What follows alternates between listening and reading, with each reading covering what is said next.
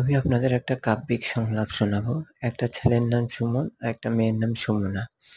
তো সুমন সুমনাকে অনেক ভালোবাসতো। সুমনা সুমনকে ভালোবাসতো না। তো একদিন সুমন ২ টা টিকেট কাটলো। একদিন ভাবছিলাম টাইটানিকের ছবিটি দেখব। যখনই তাকে বলিলাম, সে বায়না ধরল সার্কাসে নাকি তার ইম্পর্টেন্ট ক্লাস। তাকে না নিতে পেরে নিজেই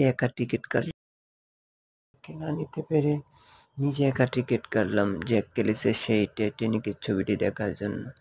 আর যখনই হলে প্রবেশ করি, সঙ্গে সঙ্গে দেখতে পাই আমার কাছের বান্ধবী সুমনা অন্যের হাতে হাত রেখে।